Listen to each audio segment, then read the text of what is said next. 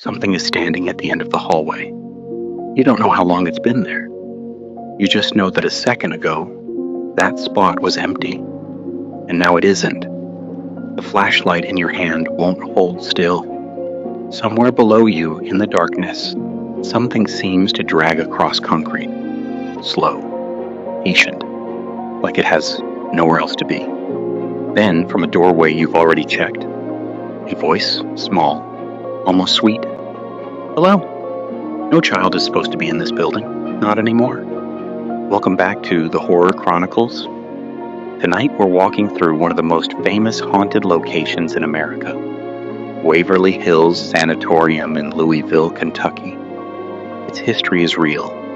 Its legends are everywhere, and the experiences reported by visitors over the years continue to fuel one of the most chilling paranormal reputations in the country. When Waverly Hills first opened in 1910, tuberculosis was one of the deadliest diseases in the world. Before modern antibiotics existed, doctors had very few ways to treat it. Patients were often sent away from their families and forced to spend months, sometimes years, in hospitals dedicated to fighting the disease. As cases increased across Kentucky, the original hospital at Waverly Hills quickly became too small. In 1926, a much larger 5-story sanatorium opened on the hill, capable of housing hundreds of patients at a time. Thousands of people passed through these halls during the hospital's years of operation, and many of them never recovered. The exact number of deaths remains debated. Some popular figures repeated online have been challenged by historians, but there's no question that Waverly Hills witnessed immense suffering. For decades, patients spent their final days here, surrounded by doctors and nurses who often had little more to offer than hope. Over time, stories began to grow around the building. Stories of voices in empty rooms, footsteps in deserted hallways, shadows where no one should be standing. Whether those stories are evidence of something paranormal or simply the result of a tragic history is a question people have been arguing about for years. One of the most famous locations inside Waverly Hills is a long tunnel that runs beneath the hospital and down the hillside. Today, most people know it as the Body Chute. Historically, the tunnel was used to transport supplies and provide access to the hospital without disturbing patients. According to local accounts, it was also sometimes used to move deceased patients away from the main building. That connection to death helped create the tunnel's dark reputation. Visitors who walk through it today often describe an immediate feeling of unease.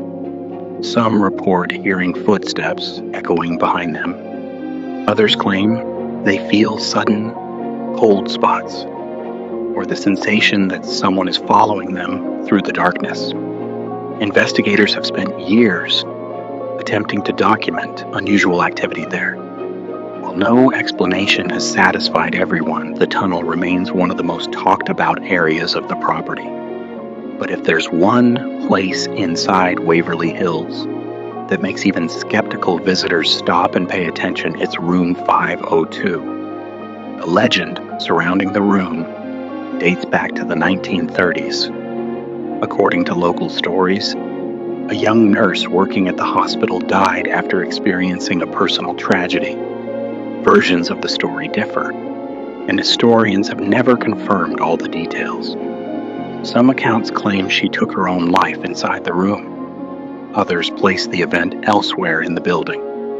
The facts remain uncertain, but the legend endured. Years later, another tragic death was reportedly connected to the same area, further fueling the room's reputation. Today, room 502 is one of the most frequently visited locations during paranormal investigations. Visitors have reported hearing unexplained noises, seeing doors move unexpectedly, and experiencing equipment malfunctions while inside. Some investigators claim Their cameras stopped working without warning. Others report batteries draining faster than expected. None of these experiences prove anything paranormal, but they have become part of the room's enduring mystery. The deeper you move into the building, the quieter everything becomes. Long hallways stretch into darkness. Empty doorways lead into abandoned rooms, where patients once waited for treatment that often never came. It doesn't take much imagination to understand why the atmosphere affects people so strongly. Yet some reports go beyond atmosphere. Near the basement and boiler room areas, visitors and staff members have described seeing what appears to be a tall, dark figure standing at the edge of their vision. The descriptions are surprisingly similar.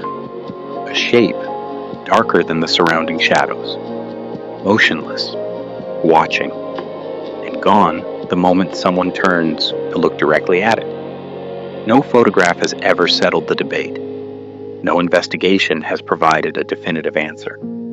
Still, the reports continue year after year, coming from people who often had no idea others had described the same thing before them. Perhaps the most famous paranormal story at Waverly Hills comes from the 3rd floor, an area that once housed younger patients. During one widely discussed investigation, a team placed a small rubber ball on the floor and began recording. The room was quiet. No one moved.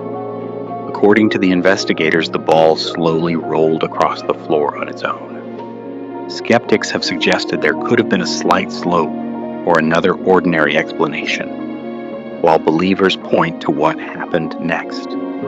As the audio was reviewed, some listeners believed they could hear what sounded like a small child's voice quietly saying, "Hello."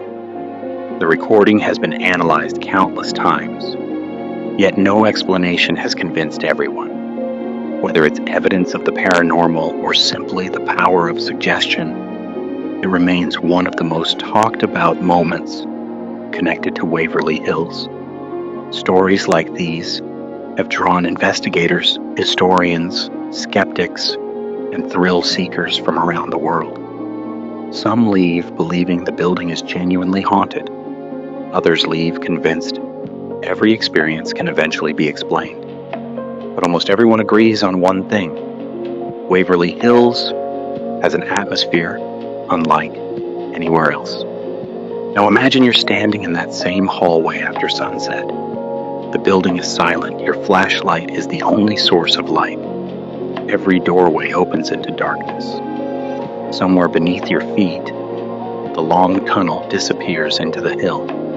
Behind one door is room 502, where generations of visitors have reported experiences they still struggle to explain.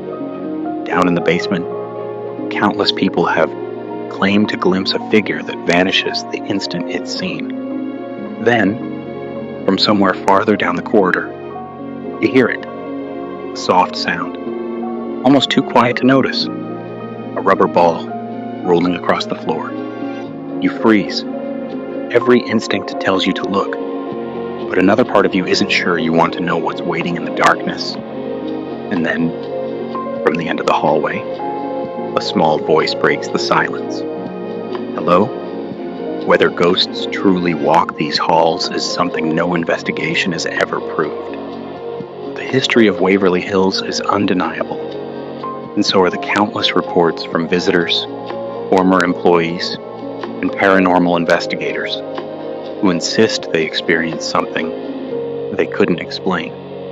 Maybe every story has an ordinary answer waiting to be discovered. Or maybe some places carry the weight of their past in ways we still don't understand.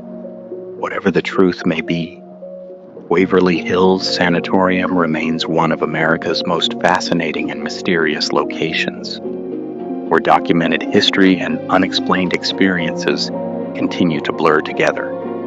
If Waverly Hills gave you chills tonight, don't forget to like this video, subscribe to the Horror Chronicles, and share it with someone who loves true history, haunted places, and unexplained mysteries. Which location should we investigate next? Let me know in the comments. Until then, keep the lights on.